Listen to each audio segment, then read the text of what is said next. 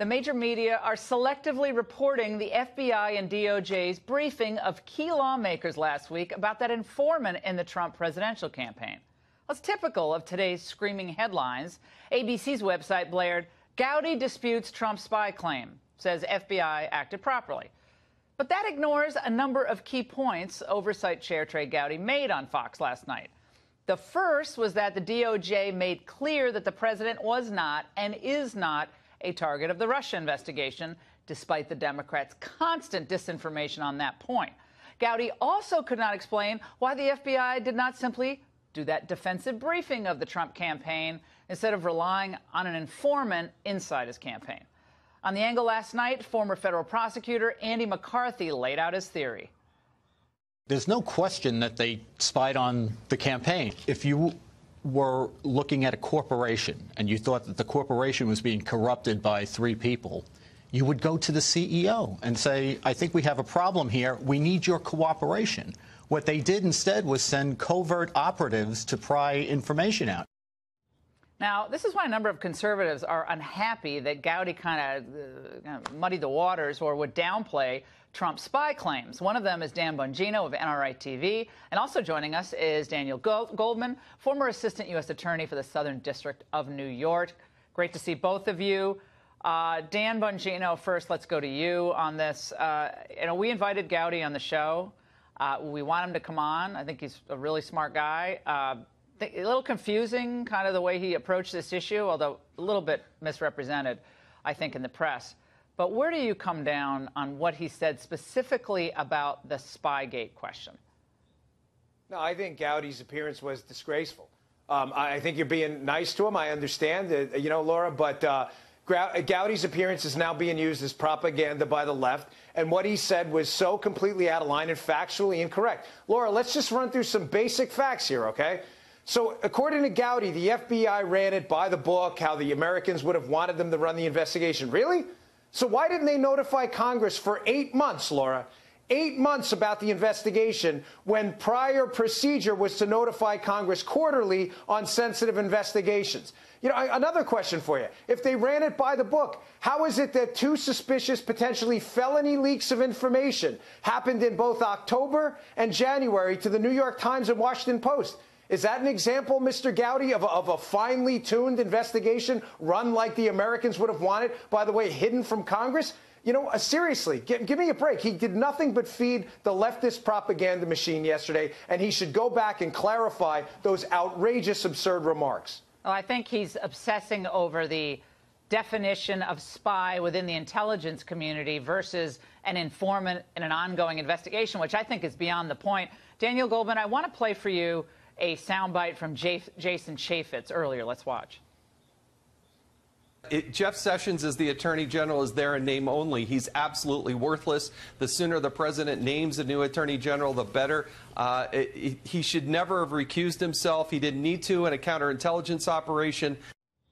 This is, of course, regarding the Trump tweet today, commenting on what Gowdy did say that a lot of us took note of, which is that you could have had any top lawyer be the Attorney General, and meanwhile you pick a guy who everyone likes or liked, but recused himself right off the bat. Your reaction?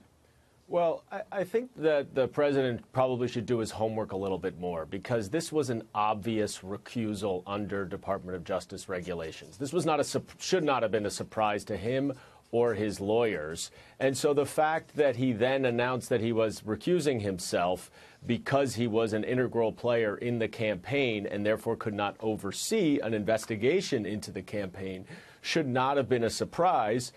The other problem that I see as a former federal prosecutor about the way that Trump views Sessions and the Attorney General is that he seems to be talking a lot about wanting someone who's loyal to him, which on its face is fine. He gets to choose his cabinet, and I get that. But what he's really indicating and implying in making that statement is that he wants someone loyal to him at the top of the Justice Department who will squash an investigation into either him or his campaign, associates, children, or whatever you have of it. Well, wait a second. Dan, let me just say this. Was Eric Holder perceived to be loyal to Barack Obama? because I think you could go through a number of scenarios where you could argue that Eric Holder went above and beyond what the left is now saying Trump should, have the relationship with Sessions. So it seems like that loyalty went real deep between the two of them on whether it was the IRS investigation, how they handled Fast and Furious, how they did the Rosen oversight, whether the president knew anything about any of this, was ever briefed on it.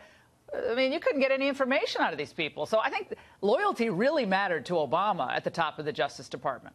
I think loyalty in some respects matters, but I think... Yeah, the president's wingman, he called himself. Well, I don't know if that's true or not, but it's true. That's what he called himself. It's true. When Trump is saying that he wants loyalty, as a former organized crime prosecutor, I hear something very different. Okay, yeah. Well, no, I hear something very different than wanting someone who is close to him, who is loyal to him. The critical difference that I think you have to acknowledge, both of you, is that Barack Obama was not under investigation by the Department of Justice. So whether you like it or not, Dan, he is under investigation. So you have to recognize that there needs to be some division between that investigation into the president and the Department of Justice. Yeah, well, he also is the chief executive officer of the executive branch of the government, and as chief executive officer, if he wanted to, constitutionally, Dan Bongino, he can fire anyone he wants. Yeah. Now, whether it's politically appropriate, I think Daniel Goldman is right. It wouldn't be politically appropriate to do that. That would send everyone into a frenzy. But if he decided he wanted to get rid of Comey, he can get rid of Comey. If he decided he wants to get rid of Rosenstein, who was a disaster from the beginning, I would argue you should get rid of Rosenstein. I mean, you can get rid of Sessions if he wants to. So what you're saying, though, is that he's sorry. What you're saying, though, is he's completely above the law, and that he can fire anybody for corrupt practices. Dan, you're just making stuff up now, and I wish you would stop doing that. You said before that you want the president. He's looking for someone to quash these investigations. I'm guessing you're not familiar with the details of the case, because it's already open source that the president said multiple times that if there was a Russian intelligence asset in his campaign trying to compromise his campaign, that he wants to know about it. So, Dan, you may be hearing this for the first time, and I'll give you a chance to retract that. But who quashes an investigation while asking the FBI simultaneously to investigate it? I'll wait for your answer on that. You may not know those facts. He wants a fair investigation, I think. I think he wants it to be fair. I think he wants an attorney general who doesn't melt when the New York Times editorial board gets all upset about a recusal that he never had to do. So I think that's probably what he wants. I think that's what most presidents want. Dan, go ahead. I mean, look, he had to do it under Department of Justice regulations. He didn't. No, he didn't. Why did you don't think that he was an integral part of the campaign? Because Kislyak saw him at a party, and Kislyak, as he did with everybody, stopped at his office. It has nothing to do with Kislyak. What did he have to do with Russian collusion? He had zero to do with Russian collusion. It doesn't have to do with that. I think that was convenient. It has to do with the fact that he was an integral part of the campaign, and the campaign was the subject of the investigation, or was involved in the investigation. A phony investigation on pretextual grounds that was started with a ridiculous informant who was trolling for God knows what, for probably money. How do you know what the informant was doing? You're saying that Jeff Sessions was intricately involved in some way in the Russia investigation. No, I'm not. I'm saying Jeff Sessions was involved in the campaign.